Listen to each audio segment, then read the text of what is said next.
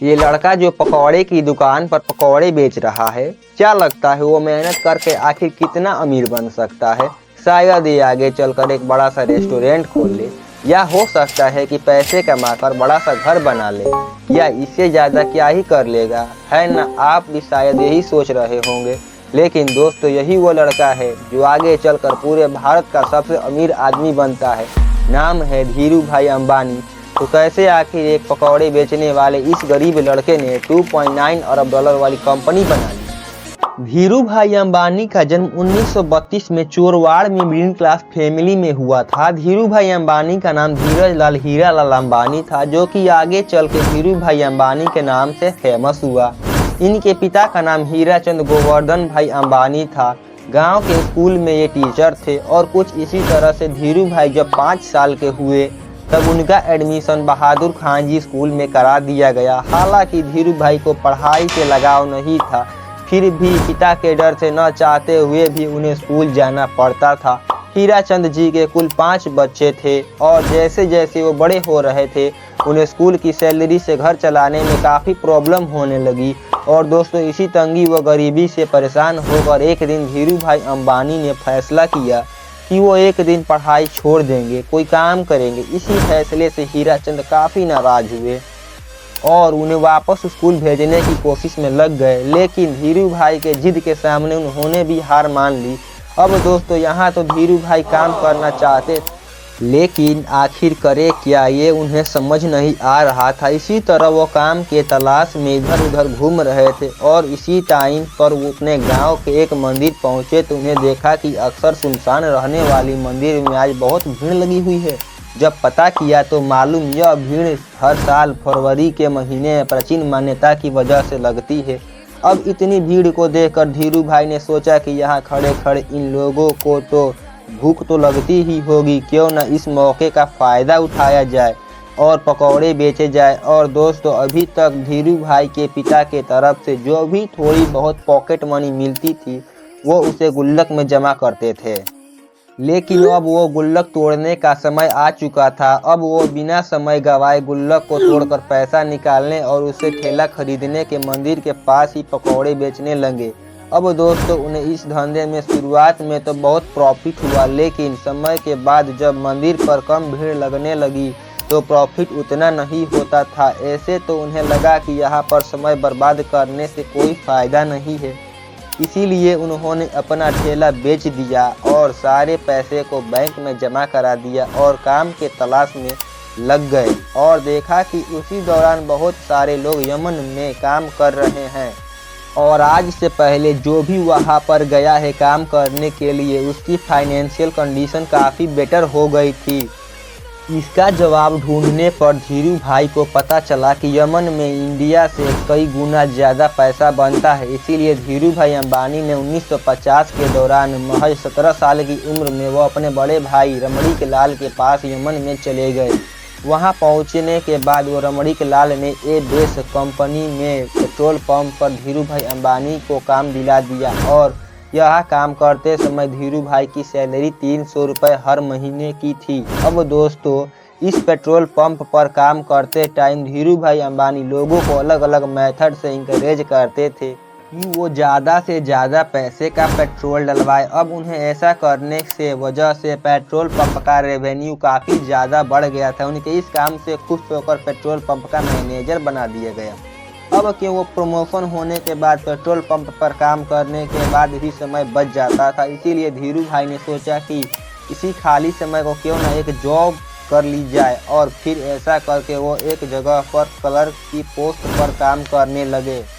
लेकिन धीरू भाई की एक आदत जो चाय पीना बहुत पसंद था, ऐसे उनके पास 2 ऑप्शन थे, या तो रोड साइड पर 10 पैसे की चाय पिए या किसी 5 स्टार होटल में 1 रुपये के लिए। लेकिन यहाँ पर धीरू भाई ने 1 रुपये वाली चाय को चुना ताकि अमीर लोगों को बातों को सुनकर जान सके कि वो ऐसा क्या करते हैं कि वो इतने अमीर हैं। ऐसे ही एक दिन चाय पी रहे थे, उन्हें अपनी बगल वाली टेबल पर बैठे 2 लोगों की बातें सुनी, जिनमें एक व्यक्ति दूसरे को बता रहा था कि क्या तुम्हें पता है, हमारे यमन में जो चांदी के रियल सिक्के चलते हैं ना, उनमें लगी चांदी की कीमत रियल से भी ज़्यादा थी। यानी कि 100 रुपये के सिक्के में 110 रुपये की चांदी है। अगर कोई इसे पिघलाकर निकाल ले तो उसके पास पैसा ही पैसा। अब वैसे तो ये अमीर लोग बात को मजाक मजाक में कह रहे थे, लेकिन धीरू भाई ने सीरियसली ले ली। इन्होंने एक मशीन खरीदी और लाखों की संख्या में सिक्कों को पिघलाया। जैसे जैसे धीरू भाई का काम आगे बढ़ा, मार्केट में सिक्के की कमी होने लगी और गवर्नमेंट भी परेशान होने लगी। आखिर ये सिक्के कहाँ जा रहे हैं? और दोस्तों, जब गवर्नमेंट ने इस बात की जांच के लिए इंट्रोगेशन टीम बनाई, तब धीरू भाई अंबानी का नाम सामने आया। जब तक पुलिस उनके ठिकाने के पास पहुंचती, तब तक धीरू भाई सारे पैसे लेकर इंडिया वापस आ गए थे। साल था 1958 का। जब धीरू भाई अंबानी वापस पहुंचे, उनके पिता को पता चला कि नौकरी छोड़कर आए हैं। वो काफ़ी ज़्यादा नाराज हुए। रिश्तेदारों ने काफ़ी मजाक उड़ाया, लेकिन उन्होंने किसी की बातों पर ध्यान नहीं दिया। दोस्तों, यमन से वापस आने के कुछ समय गांव में बिताने के बाद कोकिला बहन से शादी कर ली। फिर वह बाद अपना बिजनेस को स्टार्ट करने के लिए मुंबई चले गए। 1958 में उन्होंने 50,000 की पूंजी के साथ रिलायंस कमर्शियल कंपनी नाम से ऑफिस खोला। वह मसालों का व्यापार करने लगे। कुछ समय बाद पता चला कि मसाले के बजाय अगर सूत में व्यापार किया जाए तो उन्हें ज़्यादा फायदा होगा, लेकिन प्रॉब्लम ये थी कि उनके पास व्यापार के लिए पर्याप्त पैसा ही नहीं था। इसीलिए अपने कज़न चंपकलाल दमानी के साथ मिलकर व्यापार करने लगे। लेकिन जब उन्हें इस इंडस्ट्री में एंटर करने की ट्राई की तो उन्हें पता चला कि यहाँ पर व्यापारियों ने एक यूनियन बना रखा है और वो किसी भी नए व्यापारी को इस इंडस्ट्री में एंटर होने ही नहीं देते हैं। धीरू भाई ने काफ़ी मेहनत मशक्क़त से एंटर तो हो गए। जब फाइनल प्रोडक्ट जिनको बेचना था उनका भी एक अलग यूनियन था। इस तरह से सभी मालिक इन बीच वाले व्यापारी को लूटते थे। एक तो फैक्ट्री वाले सूत महंगे में सेल कर रहे थे और दूसरी तरफ खरीदार उसे सस्ते में ले रहे थे। बीच में नुकसान हो रहा था धीरू भाई और उनके जैसे व्यापारियों का। इसी के बाद धीरू भाई ने बहुत बड़ा स्टेप लिया और अपनी यूनियन के सभी मेंबर को इकट्ठा करके यह डिसीजन लिया कि हम सब फैक्ट्री से सस्ते में माल उठाएंगे और उसे महंगे में बेचेंगे ताकि हमें भी अपने हक का प्रॉफिट मिल सके। ऐसा करने से मुंबई के बड़े बड़े व्यापारी काफ़ी ज़्यादा नाराज हो गए और इसीलिए उन्होंने आईएएस ऑफिसर को पैसा खिलाकर उस जगह पर ताला लगवा दिया जहां पर खरीदारी के लिए बोली लगाई जाती थी। लेकिन दोस्तों, धीरू भाई अंबानी का दिमाग किसी से कम थोड़ी ना ही थी। उन्होंने गोदाम में ताला लगवा देखा तो अपने विरोध जताने के लिए यूनियन के मेंबर के साथ मिलकर सारा माल आईएएस के घर पर रखवा दिया। अब ही कुछ घंटों में बड़े ऑफिसर्स आने वाले थे। इसी से डर के आईएएस ऑफिसर ने ताला खुलवा दिया और धीरू भाई समेत उन सभी व्यापारियों का कारोबार फिर से चल पड़ा। अब दोस्तों, इसके कुछ सालों के बाद तक तो सब कुछ सही चल रहा था। फिर चंपकलाल दमानी और धीरू भाई अंबानी के बीच डिस्प्यूट होने लगी। असल में दोनों के बिजनेस माइंडसेट बहुत ज़्यादा ही अलग थे। इसीलिए 1965 में चंपकलाल दमानी ने पार्टनरशिप खत्म करके सोची और फिर दोनों अलग हो गए। 1966 में धीरू भाई अंबानी ने गुजरात के नरोदा में टेक्सटाइल मिल शुरू की और फिर यहाँ से उन्होंने कभी भी पीछे मुड़कर नहीं देखा। उसी दौरान सरकार रिप्लेसमेंट लाइसेंस लेकर आई, जिसके तहत व्यापारी बाहर के देशों से भी फैब्रिक मंगा सकते थे, लेकिन शर्त यह थी कि उसे कुछ नया बनाकर वापस देश को एक्सपोर्ट करना होगा। पर धीरू भाई अंबानी ने दिमाग लगा के अपनी सारी सेविंग से विदेशी फैब्रिक खरीद लिया और उससे तरह तरह के आउटफिट जैसे टी शर्ट, शॉल और शर्ट्स बनाने लगे और नए कारोबार के लिए ब्रांड नेम रख दिया था बिमल, जो कि उनके बड़े भाई रमणीक लाल अंबानी के बेटे के नाम पे था। बिमल अंबानी के नाम पर रखा गया था। अब मशीनें लग चुकी थी, कपड़े का प्रोडक्शन भी भारी मात्रा में कर लिया गया था, लेकिन उन्हें बाजार में उतरने से रोकने के लिए दूसरे टेक्सटाइल मालिकों ने एक चाल चली। एक्चुअली उन्होंने अपनी सारी रिटेलर से यह कह दिया कि अगर धीरू भाई अंबानी से आपने माल खरीदा तो फिर वो उन्हें आगे से माल नहीं देंगे। लेकिन दूसरे टेक्सटाइल मालिकों की यह साजिश भी धीरू भाई को रोक नहीं सकी। धीरू भाई पूरे देश घूमे और रिटेलर से यह भरोसा दिलाया कि वह माल उन्हीं से खरीदे। उन्होंने सभी रिटेलर्स से यह वादा किया कि अगर नुकसान होगा तो उनके पास आना, अगर मुनाफा हुआ तो अपने पास रखना। धीरू भाई की यह बात थोक व्यापारियों को भा गई। उन्होंने उनसे जमकर कपड़ों की खरीदारी की। अब पॉलिएस्टर की क्वालिटी मार्केट में मौजूद बाकी ब्रांडों से बहुत बढ़िया थी, इसीलिए विमल की कपड़ों की डिमांड काफ़ी तेज़ी से बढ़ने लगी।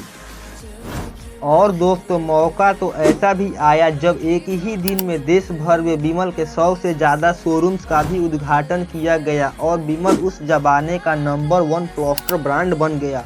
इसके अलावा वर्ल्ड बैंक की टीम ने धीरू भाई के नरोदा में स्थित कपड़ा मिल का इंस्पेक्शन किया तो उन्होंने इंडिया का सबसे बेस्ट टेक्सटाइल मिल कहा। साथ ही यहाँ पर बने हुए कपड़े को डायरेक्ट डेवलप कंट्री के स्टैंडर्ड पे भी एक्सीलेंट साबित हुआ। लेकिन दोस्तों, ये सफ़र धीरू भाई अंबानी के लिए इतनी आसान नहीं थी। जबकि कंपटीशन को पता चला कि धीरू भाई अंबानी रिप्लेसमेंट का गलत फ़ायदा उठा रहे हैं, तब उन्होंने धीरू भाई अंबानी पर केस कर दिया। इसके बाद से धीरू भाई अंबानी ने ये सफाई दी, शर्तों में ये कहा लिखा है कि 100% प्रोडक्ट को ही एक्सपोर्ट करना है। असल में धीरू भाई अंबानी विदेशी फैब्रिक से बनाए गए कपड़ों में से कुछ हिस्सा फॉरेन मार्केट में रवाना कर देते थे और बाकी के डोमेस्टिक के लिए रख लेते थे। दोस्तों, इसी स्ट्रेटेजी के कारण उनका काफ़ी प्रॉफिट भी हुआ था। जनवरी 1977 में धीरू भाई ने भारत का पहला IPO लाए